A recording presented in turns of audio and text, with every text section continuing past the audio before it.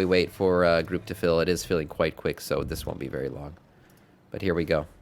Let's see what Bellular, our favorite, has to say. Welcome back. After an honestly incredible launch fortnight, it's now time for Season 1. Quite a few things have changed, while some other things have stayed the same, so the goal of today is to, in one video, help you understand everything that could be helpful to you. I'll rocket through the usual pillars of World of Warcraft, and then how professions impact this, which is significantly, and finally, a handy weekly checklist and a few tips. So let's get stuck in with our sponsor. Squarespace.com/Bellular. They are the easiest way for you to build your web presence quickly. If you want to stand out, you gotta check them out, and 2023 is going to be a pretty big year for us, actually. I know that I want to hire up, and a part of all this is, of course, looking professional. I mean, Definitely. We don't even have a corporate site that we can link people to that's, like, official. So that's kind of like my Christmas challenge, and I'm doing it with Squarespace. With them, I know it will be easy. I mean, hell, here's LinusMediaGroup.com. It's a Squarespace site. Hey. We're almost like a small version of LMG, so it's nice to know that Squarespace will Linus, fit, I've watched Linus a lot. Our needs, because, I mean... If you're into PCs and stuff, he's a great channel to follow. Damn, it fits the needs of a large organization like them. I mean, my guys are busy making videos right now, so having Squarespace's incredibly intuitive editor lets somebody like me, who's not trained in that domain at all, actually just get the task done, instead of having to go through the time-consuming and expensive process of getting the whole thing made from scratch. Squarespace really is an amazing value add. Whether you're on my side as perhaps the business, maybe you're an individual who wants to put together a kick-ass portfolio that will win you clients or perhaps impress employers, or if you're somebody wanting to spin up some e-commerce, memberships, the like of that. Squarespace has got you covered, so hit up squarespace.com/Bellular Gaming for a free trial where you can build your site, play around with their tools, and then send it live with 10% off an annual plan with code Bellular Gaming. Normal, Heroic, and Mythic open on the 14th, as does Mythic Plus, with 0 Week 1 restrictions or caps. PvP Season 1 also begins on that day, as does the spawning of our world boss. LFR Wing 1 also releases the same day, but the rest of its wings do drop over the subsequent weeks. Also, bonus tip.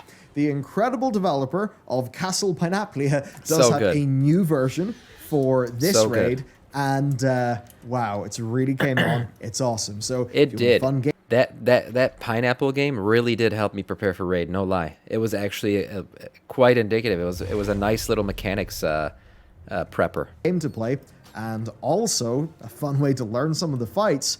I could not recommend it highly enough. Well, now that you've got your mind geared, let's talk about gear. Raid gear does see a number of changes, most notably the new group loot system. The TLDR is you have nothing to worry about, as the new need and greed rules are very well implemented. Bosses drop items from their loot table, regardless of your group composition though, so it is ideal to have a mix of classes in your group so that you don't get loot that you can't use.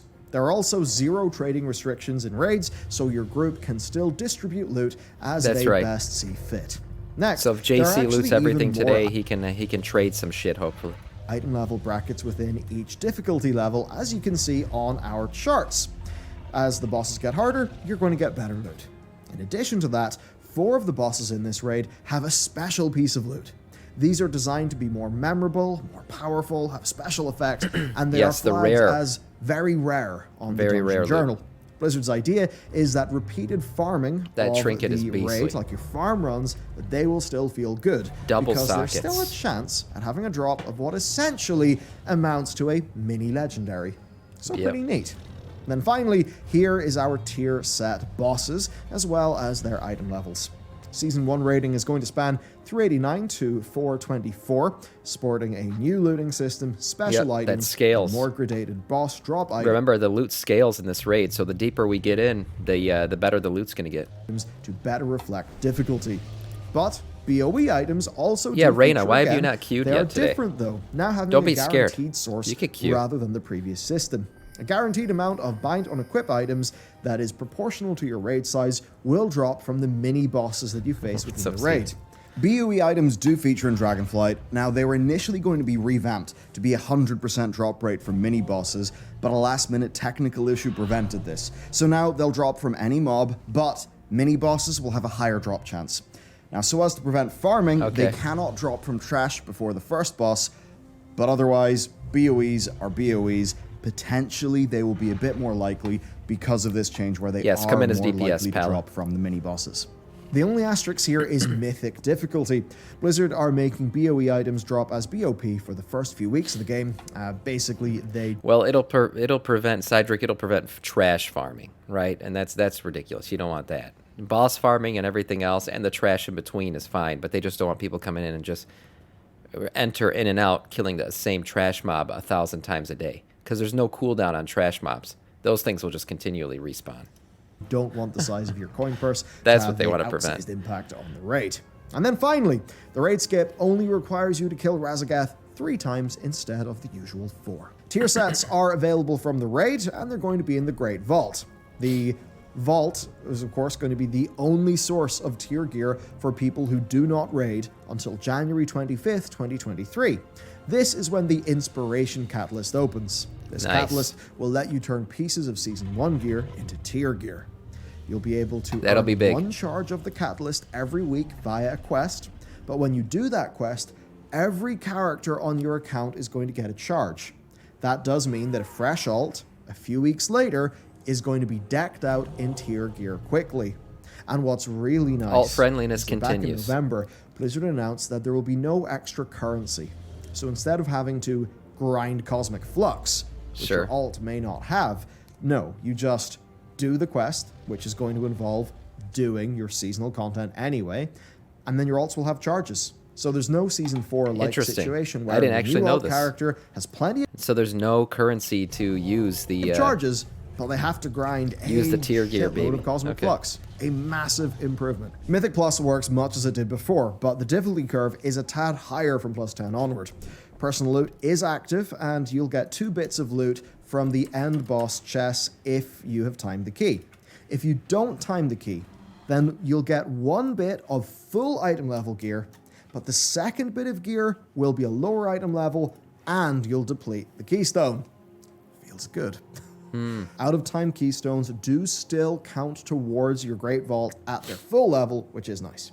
Gear item levels scale all the way up to Mythic Plus 20 now, where end of run rewards... Yeah, this is a big difference. You guys remember last season it was plus 15 that would cut you off, right? After plus 15, there was no more scaling in terms of the vault.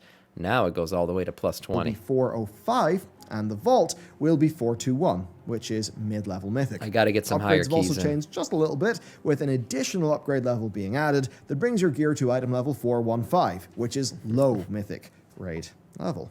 Then Ladormi is Any this specific expansion's item keystone level, vendor, just something over 270 plus is probably good. and beside her you'll find portals to Shadowmoon Valley, Jade Forest, and Legion Dalaran, which does make the more mixed up dungeon pool of the season a bit more convenient. PvP has a whole new eye level system, and War Mode has its own form of gearing. With the new 370. gearing system, then, overall, PvP gear I'm stuck in the takes on twos, a higher item level when in PvP combat.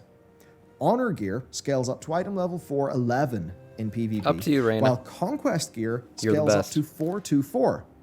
But then, we have to add to this Should we mix start clearing War trash? Mode gear. Yeah, we can. This Drake Breaker set scales to item level 408 in PvP, with the upgraded version scaling to item level 421 in PvP, which is very Kinda high, can tank just it. a tad below Conquest. Now, this World PvP stuff even has a set bonus that's kind of nice. The World PvP gear is acquired through bloody tokens and world quests. I've been You'll really get bloody contemplating tokens doing PvP for the World PvP gear. I think we might. when you are doing the War Mode weeklies, War Mode supply crates, and killing other players.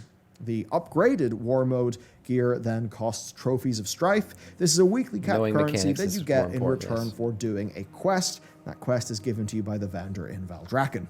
Content-wise then, it is the usual of arenas and rated battlegrounds, but of course also Solo Shuffle Ranked is now here, which does mean that you can get Yeah, the we'll best probably do PvP some gear in the PvP game as a content solo during player. this expansion. And that's kind of as a exciting to stream. many because the random and shuffle nature does mean that meta comps are a bit broken up in Solo Shuffle, which to some people can offer a more level solo PvP sort of playing field.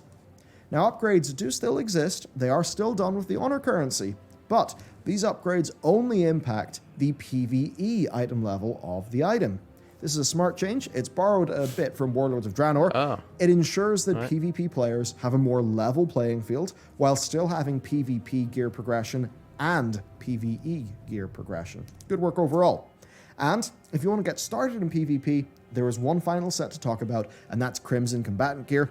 This gear has a level of 398 in PvP. Not massive, but certainly... I mean, you could gear out pretty quickly. Getting 398 in PvE gear is activity. way harder, so just buy this from the auction house or craft it. It should be fairly affordable, and it basically gives you a gearing journey of crafted gear, honor gear, conquest gear. The Great Vault returns, and with some improvements. Raiders and PvPers will find a nice decrease to their third slot requirement.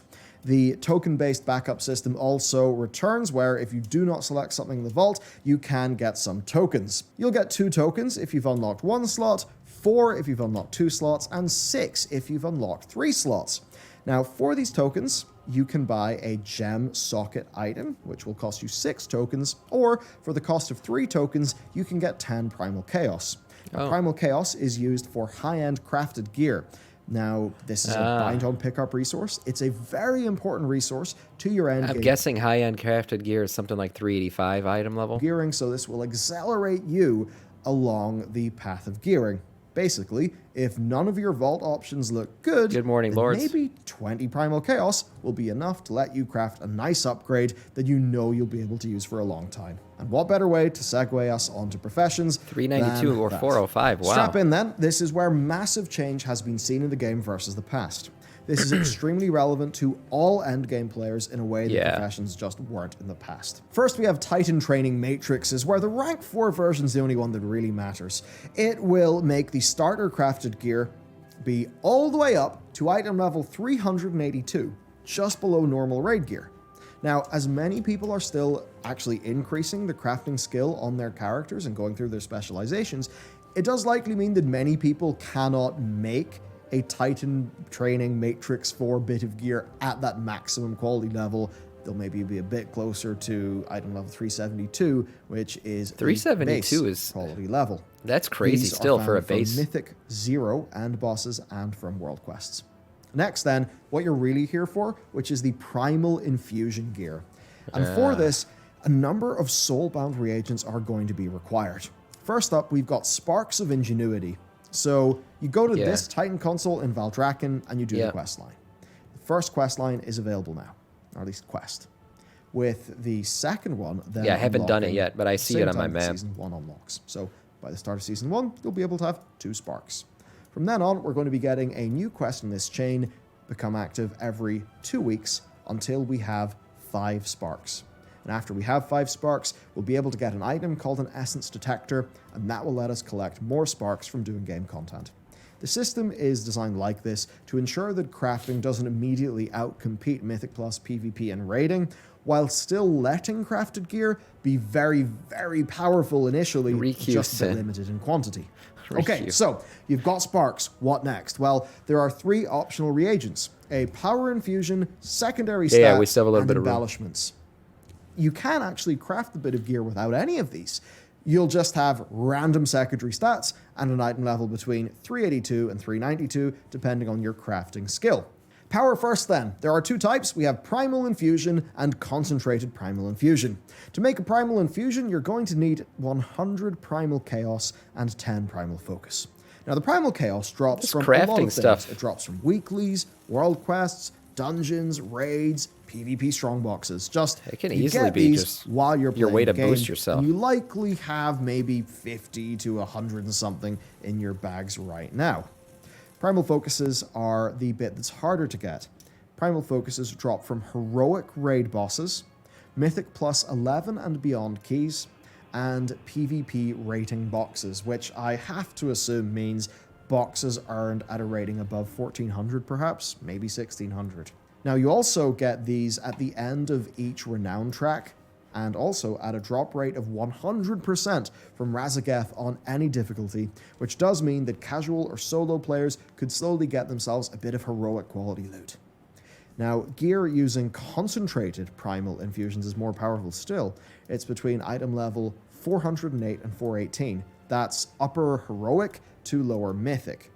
The concentrated primal infusions work similarly, requiring concentrated primal focuses, which drop from mythic bosses, high mythic plus keys, and of course very high PvP rating strongboxes, potentially around 2100.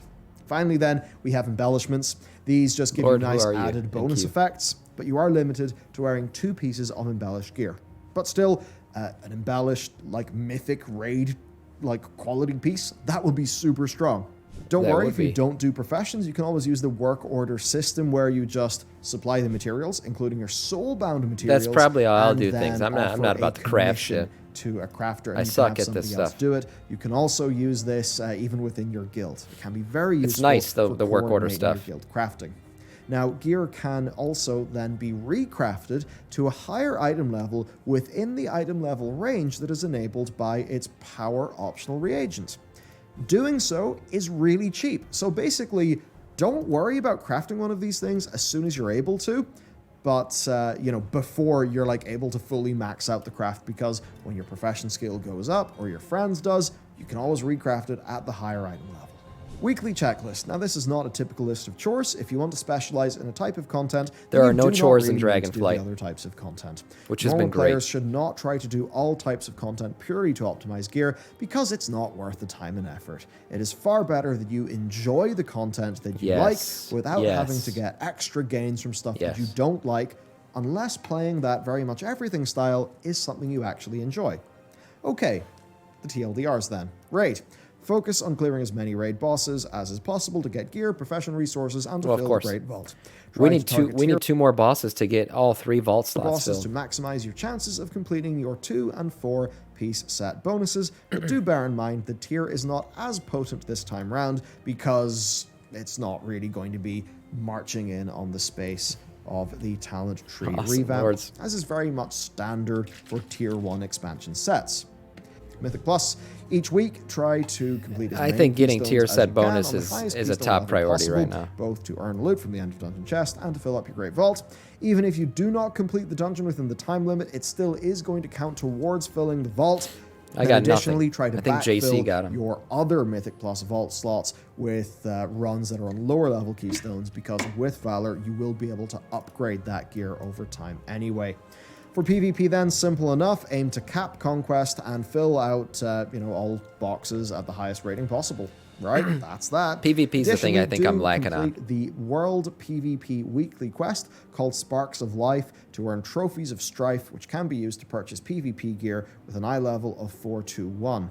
Because you have a limited amount of Conquest gained every single week of the season, doing both of these will pretty much, like... Well, Sinful, what you're saying is true.